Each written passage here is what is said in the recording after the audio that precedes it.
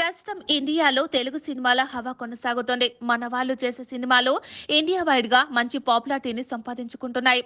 ఇక గత 10 సంవత్సరాల కిందటి వరకు తెలుగు సినిమాలు అన్ని కమర్షియల్ సినిమాలుగానే వచ్చాయి. ప్రతి సినిమాలో 4 పాటలు 4 ఫైట్లతో ముగించేస్తారు అంటూ మన మీద కామెంట్స్ చేస్తున్న మిగతా సినిమా ఇండస్ట్రీ జనాలందరూ ఇప్పుడు తెలుగు సినిమా స్థాయిని చూసి ఆశ్చర్యపోతున్నారు. ఇప్పుడు బాలీవుడ్ లో కూడా మన వాళ్ళదే హవా నడుస్తోంది. ఇక రీసెంట్ గా పుష్ప 2 థియేట్రికల్ రైట్స్ దాదాపు 200 కోట్ల వరకు అమ్ముడుపోయాయి. ఇప్పుడు రామ్ చరణ్ హీరోగా వస్తున్న గేమ్ చేంజర్ సినిమా రైట్స్ 70 కోట్లకు అమ్ముడుపోయాయి. ఇక అదే విధంగా ఎన్టీఆర్ హీరోగా వస్తున్న దేవరాజ్ సినిమా రైట్స్ కూడా 60 కోట్లకు అమ్ముడుపోవడం విశేషం. ఇక ఈ లెక్కన బాలీవుడ్ ఇండస్ట్రీలో తెలుగు సినిమాలదే హవా నడుస్తుందనేది చెప్పాలి.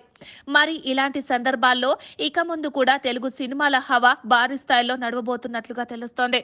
ఇక ప్రస్తుతం బాలీవుడ్ మీద ఎక్కువ ఫోకస్ చేసిన మన టాప్ హీరోలు వాళ్ళ సినిమాలతో అక్కడ సూపర్ సక్సెస్ అవ్వడంతో మిగతా యంగ్ హీరోలు కూడా అదే బాటలో నడుస్తున్నారు.